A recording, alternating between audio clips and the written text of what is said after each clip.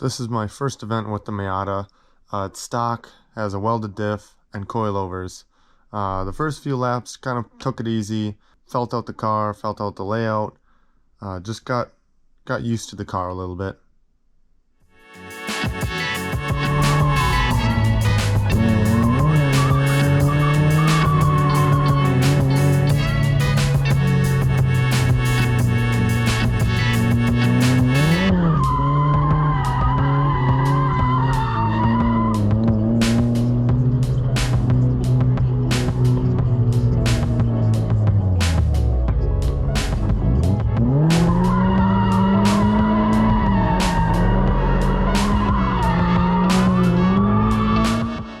The track is now wet. In between sessions it rained a little bit, so that makes it a little bit challenging as a beginner driver on a new track.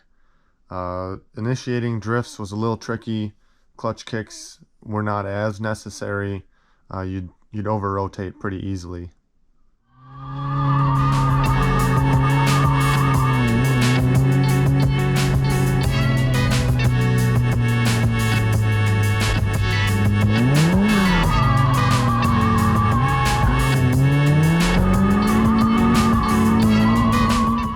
With being a beginner as well, some of the longer corners were pretty intimidating at first.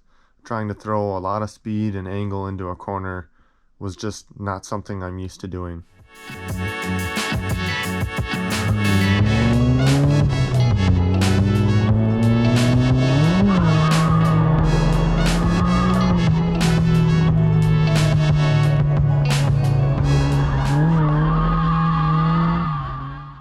I was also trying to just carry momentum and use the car's weight to initiate drift. I had a hydraulic handbrake in the car, but I didn't really use it much because I was new and didn't really know the timing of it and how to use it.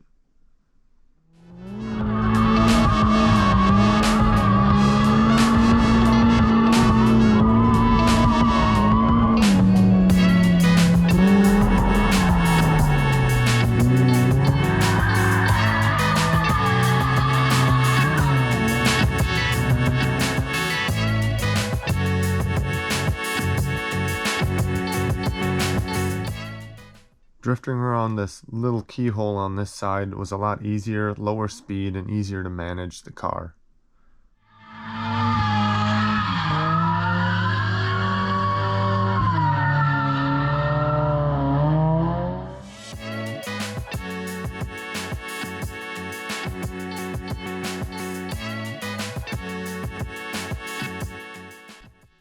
I was starting to feel a little bit better with the car later in the day, but it was still pretty hard to hold that long corner.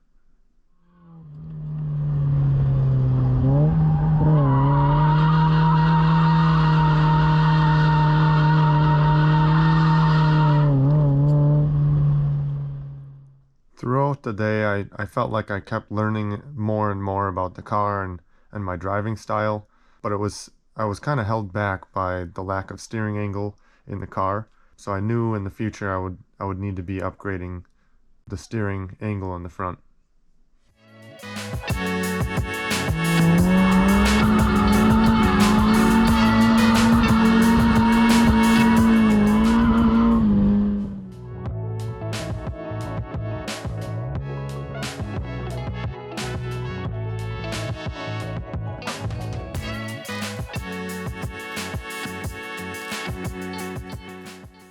I hope you enjoyed some of my drifting from my first drift event. I learned that I need a lot of steering angle thrown into the car, so I'm going to be installing the Destroy or Die Super Knuckles and lower control arms to start. I started with the passenger side and I took everything apart and installed the knuckle without recording very much, just so I could get everything figured out, so when I get to the driver's side I'll show you more of that.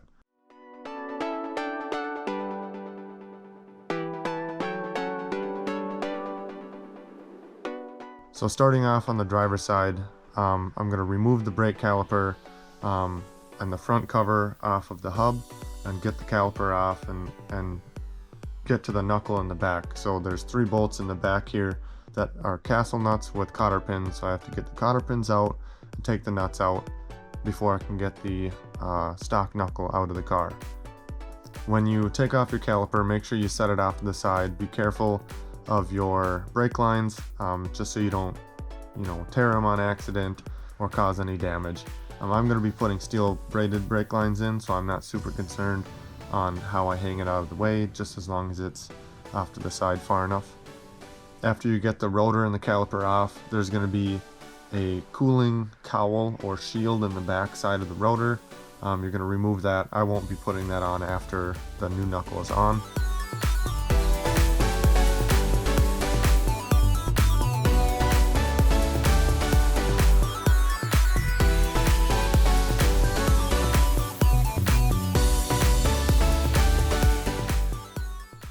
So taking off the brake caliper, I believe they're 14 millimeter.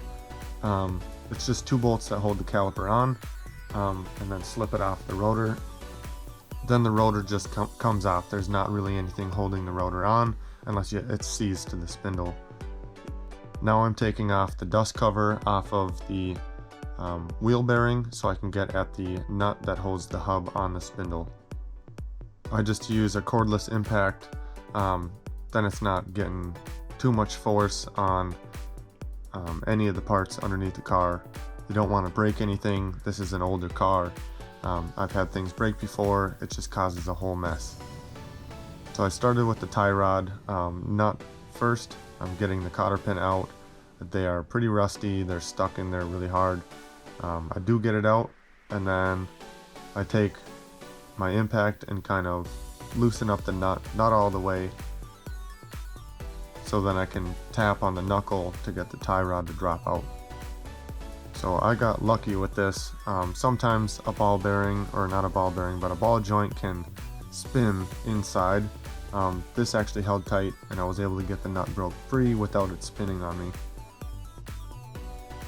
It only took a few taps with the hammer on the knuckle to get the tie rod end to drop out. After I got the tie rod end loose, I then moved to the upper ball joint on the upper control arm to get that nut broke free. You do the same thing, loosen up the nut just enough, and then hit the knuckle or the top of the ball joint with a hammer to get it to break free from the knuckle. I like to leave everything kind of partially together until I get everything loose, so then it doesn't flop apart on you in the middle of taking something else off of the car. I then got the nut broke free off of the lower control arm ball joint, so then I can get the knuckle completely pulled out of the car.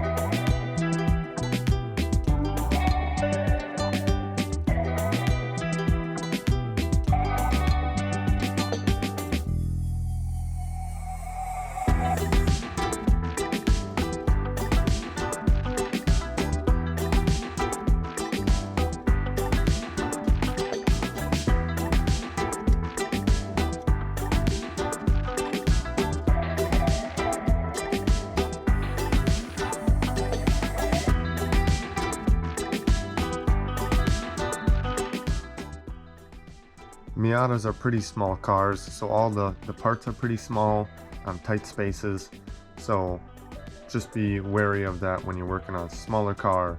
It is kind of tricky to get at things. So I struggled just a little bit to get the lower ball joint loose and apart. It was spinning on me, so I had to try and pry up a little bit while I was trying to take the nut off, just to get a little bit of extra pressure coming off. Once I got it loose, then I took everything else the rest of the way out, loosened up all the rest of the nuts so I could take out the knuckle. I had the same issue with the upper ball joint as well. After I got it part way off, it started to spin the ball joint inside, so I grabbed a vice grip and was able to actually clamp inside on the ball joint shaft to be able to hold it just enough to get the nut off of the bolt.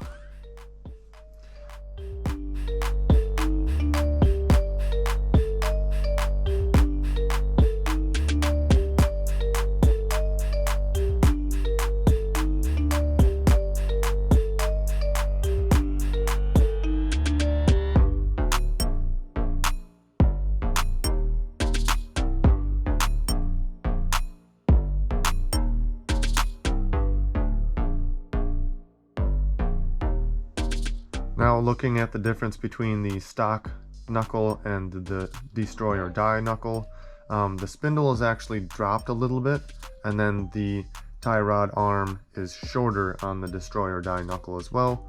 The shorter the arm on the knuckle, the farther out you can actually push the tie rod to get more angle.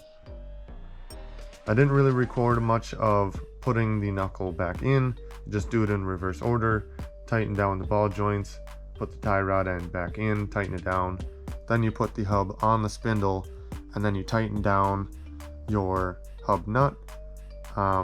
Just remember there are specific torques for wheel bearings and hubs. Just refer to your own vehicle's service manual for those specs.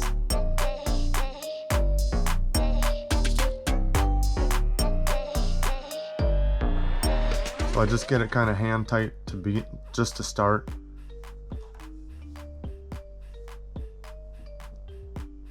Then I set up my torque wrench so I can torque down the nut. I went and grabbed my keys just so I could turn the steering wheel to the right and lock it in position so I had enough clearance so I didn't hit my fender with my torque wrench. There are specific torques for a reason, just so your wheel bearing is nice and tight, but not too tight so it doesn't spin freely. That can lead to catastrophic failure. Once you have the nut on, there's a keyway on the spindle that you have to tap the end of the nut down into so then it doesn't back off the threads. Once I have that all torqued down, I put the rotor on, and then I just have to put the caliper back on after that.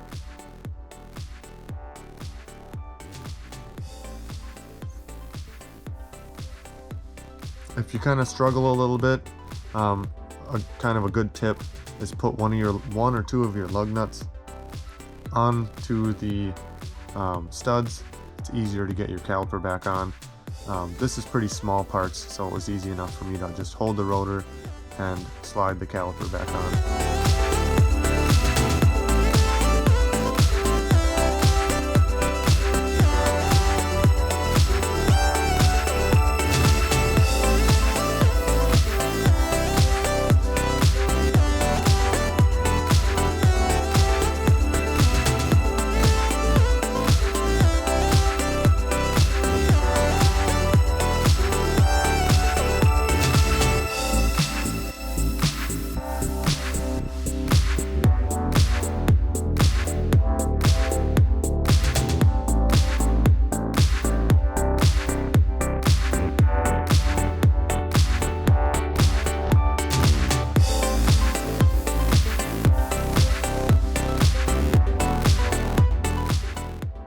I'm pretty sure there's torque specs for your caliper bolts as well, along with maybe ball joints.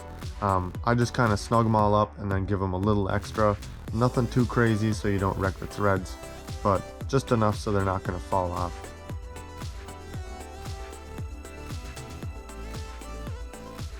With this vehicle being a drift car, it is good to always go back and double check all your bolts after so many miles or so many laps, just to kind of nut and bolt everything, make sure everything's still staying tight. There is vibration with coilovers and, aftermarket parts. I end up putting different poly bushings in the control arms as well, so that kind of stiffens up everything and shakes and vibrates a lot more.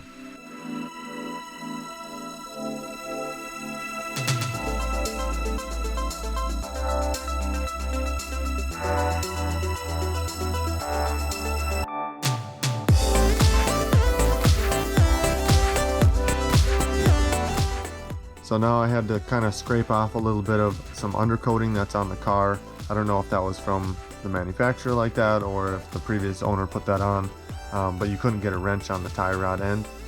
Now when I'm adjusting the alignment, all I'm doing is kind of adjusting a little bit, looking down the side of the car, making sure the steering wheel is straight. I'm just trying to get it close enough to where I can drive down the road and it doesn't pull one way or the other. It is not a long-term solution. I do bring the car in to get it professionally aligned or aligned by a certified technician just to make sure it's all good and to manufacturer specs.